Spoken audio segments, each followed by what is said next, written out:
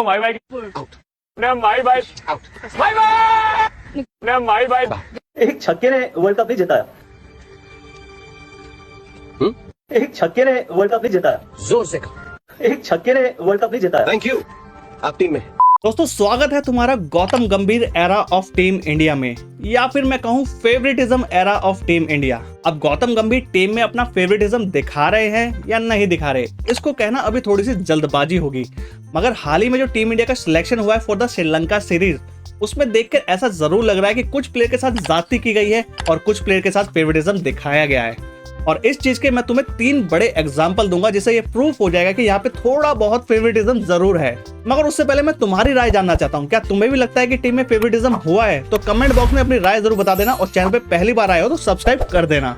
दोस्तों गौतम गंभीर ने फेवरेटिज्म दिखाया है, उसका है एग्जाम्पल नंबर 1 शुभमन गिल को ओडीआई और T20 टीम का वाइस कैप्टन बना देना। तो कहानी कुछ इस तरह है, गौतम गंभीर का tenure as a Indian head coach भले स्टार्ट होगा श्रीलंका की सीरीज से, मगर गौतम गंभीर की प्लानिंग एंड प्लॉटिंग स्टार्ट हो चुकी थी जिम्बाब्वे सीरीज से ही। दोस्तों मुझे एक बात बताओ, जिम्बाब्वे के अगेंस्ट हुई T20 सीरीज में उस इंसान को कैप्टन बनाया गया जिसको T20 वर्ल्ड कप में सिलेक्ट भी नहीं किया गया था, बल्कि रिजर्व प्लेयर में रखा गया था। और जैसे जैसे टूर्नामेंट प्रोग्रेस हुआ और आधे टूर्नामेंट से पहले ही इसको रिजर्व प्लेयर से भी हटाकर वापस इंडिया भेज दिया गया था। अब एक ऐसा प्लेयर जो पिछले आईपीएल में अपनी फॉर्म से जूझ रहा था, कैप्टनसी भी कुछ खास की नहीं थी, उसको पहले तो एक जिम्बाब्वे के अगेंस्ट सीरीज में कैप्टन बना दिया जाता है। चलो यहाँ तक बात समझ में आती है, कोई बात नहीं, यंग टीम है, समझ जाएगा। मगर उससे अगली सीरीज श्रीलंका के अगेंस्ट, वहां पे जब तुम्हारे पास हार्दिक पांड्या मौजूद है, केएल राहुल मौजूद है, उन सबको कंसीडर ना करके तुमने वाइस कैप्टन किसको बनाया? शुभमन गिल को।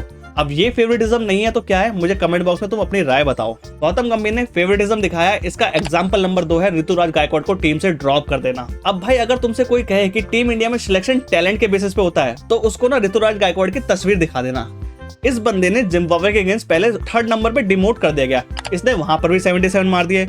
उसके बाद इसको थोड़ा सा और डिमोट करके 4थे नंबर पे खिला गया, वहां पर भी इस बंदे ने 49 रन मार दिए। अब एक ऐसा प्लेयर जिसको तुमने 3 अलग अलग नंबर पे खिलाया और तीनों नंबर पे उसने रन मार दिए, उसको तुम अगले मैच में ड्रॉप कर देते हो और अगली सीरीज में सिलेक्ट भी नहीं करते हो। अब ये फेवरेटिज्म नहीं है तो क्या है? अगर मैं सीधा सीधा कंपैरिजन देखूं ऋतुराज गायकवाड़ और शुभमन गिल का, तो ऋतुराज गायकवाड़ की स्ट्राइक रेट ज्यादा है, ऋतुराज गायकवाड़ के रन ज्यादा है, ऋतुराज गायकवाड़ की एवरेज ज्यादा है। सब कुछ ज्यादा होने के बावजूद ऋतुराज को बाहर करके शुभमन गिल को टीम में ले गया एज ए वाइस कैप्टन। अब श्रीलंका के अगेंस्ट ना ऋतुराज गायकवाड़ सिलेक्ट हुए ना अभिषेक शर्मा सिलेक्ट हुए। अब यहाँ पे सीधा सीधा सिक्योर किया गया शुभमन गिल की पोजीशन को। मैं बताता हूँ क्यों। देखो ऋतुराज गायकवाड़ ओपनर है, शुभमन गिल ओपनर है, यशस्वी ओपनर है, अभिषेक ओपनर है। यशस्वी जायसवाल टीम इंडिया में पहले से है तो उसको हटाया जा नहीं सकता। अब शुभमन गिल को खतरा किन प्लेयर से है? या तो ऋतुराज गायकवाड़ से या फिर अभिषेक शर्मा से। अब इन दोनों ने रन मारने के बावजूद ये दोनों प्लेयर टीम में सिलेक्ट नहीं हुए हैं। अब ये सीधा सीधा सिक्योर किया गया है शुभमन गिल की पोजीशन को, ताकि इसको कोई इसकी पोजीशन से ना हटा पाए। और सिलेक्ट किसको किया गया है? रियान पराग को, जिसने जिम्बाब्वे के अगेंस्ट कुछ खास रन नहीं मारे हैं, मगर उसको सिलेक्ट कर लिया गया क्योंकि रियान पराग खतरा नहीं है शुभमन गिल की ओपनिंग पोजीशन के लिए। अब एग्री करते हो तो लाइक जरूर कर देना। वैसे दोस्तों तुमने यहाँ पे एक अनोखी बात नोटिस करी, ओडीआई में रविंद्र जडेजा नहीं है, T20 में ऋतुराज गायकवाड़ नहीं है और तुषार देशपांडे नहीं है, बल्कि हर्षित राणा है। अब मुझे यहाँ पे ऐसा क्यों महसूस हो रहा है कि यहाँ पे गौतम गंभीर सीएसके के प्लेयर्स को बाहर का रास्ता दिखाना चाह रहे हैं? तुम्हें भी ऐसा लग रहा है क्या?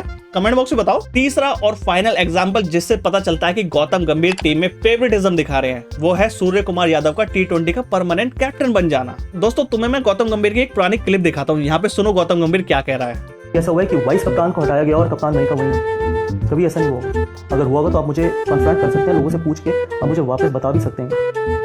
अब गौतम गंभीर ने खुद ये कहा है कि वाइस कैप्टन को ऐसे नहीं हटाया जाता, मगर हार्दिक पांड्या हमारे T20 वर्ल्ड कप जैसे टूर्नामेंट में वाइस कैप्टन थे, और जब रोहित शर्मा के कैप्टन रिटायर हुए तो सीधा सीधा लॉजिक ये है कि वाइस कैप्टन को कैप्टन बनाया जाएगा। मगर यहाँ तो गंगा उल्टी ही बह रही है, हमारे वाइस कैप्टन को तो कहीं भी कंसीडर ही नहीं किया गया, सीधा सूर्य कुमार यादव को T20 का कैप्टन बना दिया गया। इसका रीजन क्या है मुझे समझ में बिल्कुल नहीं आ रहा है।